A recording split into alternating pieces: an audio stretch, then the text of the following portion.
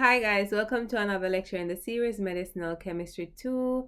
Today we're going to be talking about Anthelmintics as well as antiprotozoals. Protozoa are one-cell eukaryotes which typically afford disease as a consequence of replicating in large numbers in the host.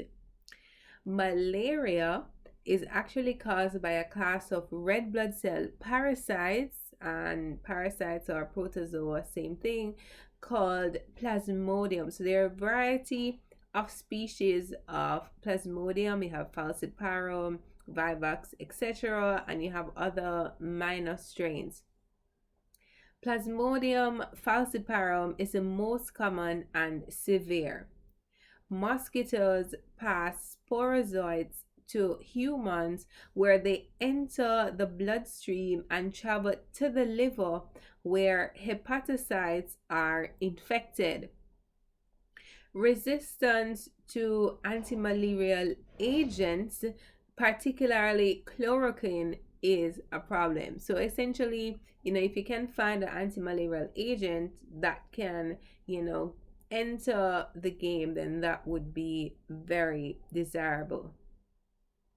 So we have our quinine and 4-quinoline methanols as options. So our quinine, originally from cinchona bark, is used by Incas pre-16th century, and quinidine, gluconate and sulfate salts given via IV and may be used alone or in combination with other agents where chloroquine resistance occurs.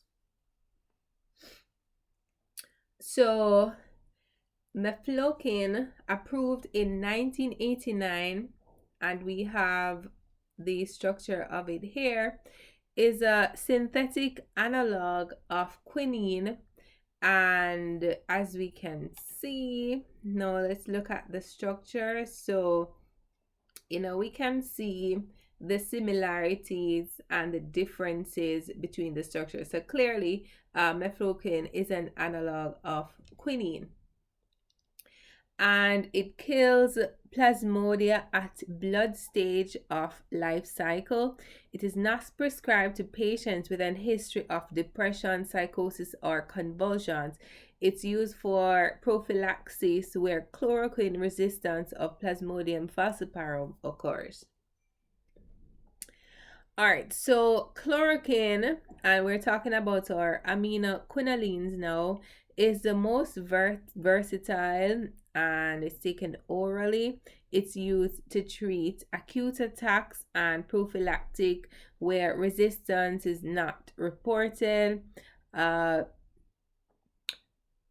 Primaquine, used to prevent relapse or more adverse effects. So here we have chloroquine, and as we can see, they're all related in terms of structure.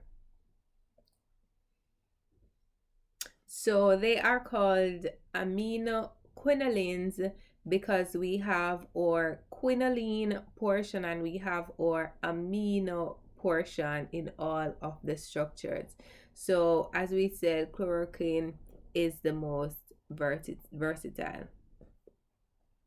So the mechanism of action for the quinoline-based antimalarials, well, the exact mechanism is not known. A number of molecular mechanisms are proposed for how these agents act and whether they have identical or just similar mechanisms of action. Generally, the following is accepted. One, that these agents are weak bases which are uncharged at neutral pH, right? So neutral around 7. So when the agents enter the protozoa and subsequently the lysosomes, a more acidic environment, the agents are converted to their charged salt form and trapped in the lysosome.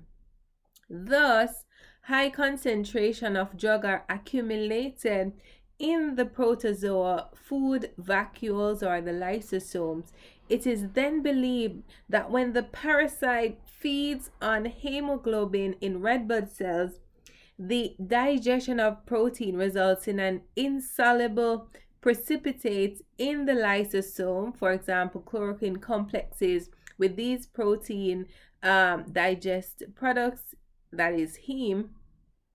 So, in the end, degradation of hemoglobin by the malaria parasite is adversely affected by these agents, and the ultimate result is their death.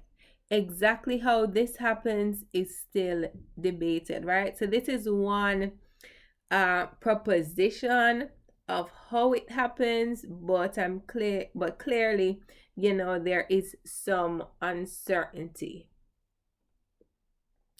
All right, so there are other antiprotozoal agents. So there are many other agents with a variety of mechanisms of action to treat protozoal infections, and some of the common ones are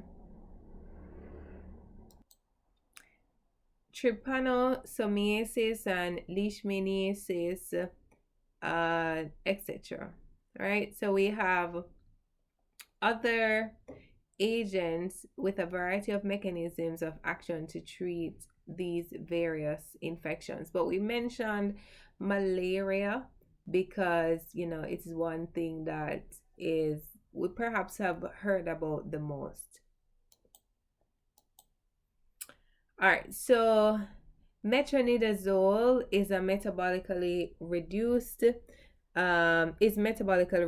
to reactive metabolites in the protozoa.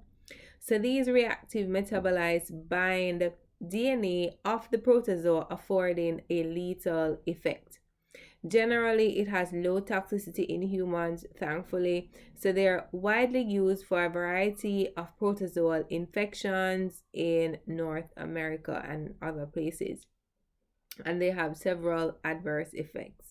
So clearly, that's the structure of metronidazole. So it's a imidazole analog here. We have, or alcohol or imidazole, and we have nitro group and or methyl.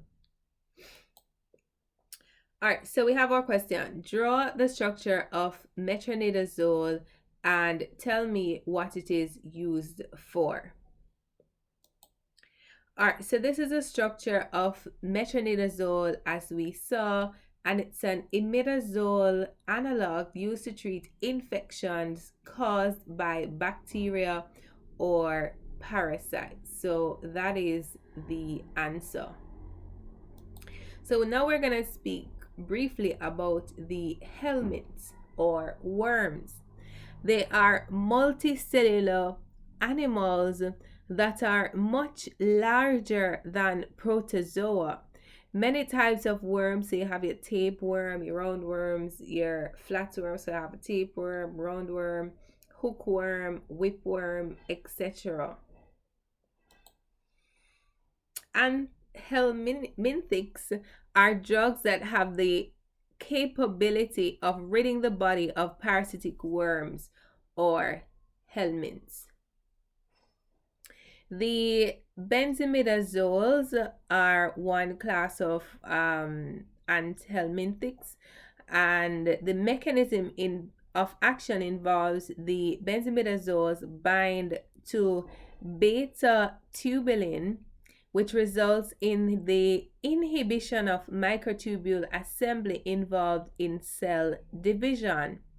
Therefore, cell division processes are arrested. Glucose uptake is also depleted. The benzimidazoles have a high affinity for beta tubulin in the parasite or the worm, but low affinity for mammalian beta tubulin, affording selective toxicity.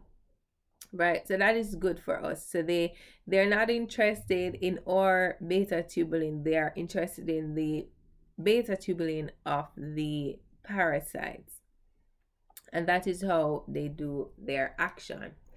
All right, so this is the benzimidazole pharmacophore. So this is the general structure. So the R groups may vary. So we have two examples here where we have, well, the same R group in this on this side, and then we have a different R group on this side. But this is the general core of benzimidazoles.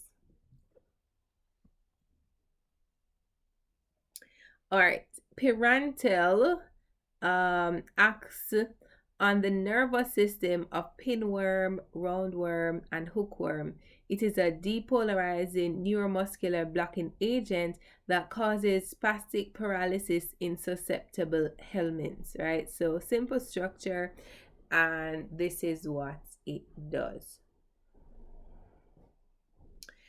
Niclosamide or salicylanilide, it's used for tapeworms, and we can see the structure here of the molecule. It kills on contact by uncoupling oxidative phosphorylation or energy depletion. It causes rapid disintegration of worm segments and the scolex. So we have the scolex here, which is basically, kind of the head of the worm, right? So this is how this particular drug operates. All right, so as I said, this was just a general introduction of various, drugs, antimalarials, anthelmintics, and hopefully you are able to get something in terms of, just an overview of how a few of them work.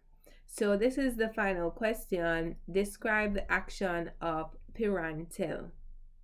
So just mentioned it, and so see if you can find it, and if you can find any external information about Pyrantel, that is encouraged as well. All right, so this is the end of it. Pretty short, pretty brief. Thank you so much for watching. See you next time.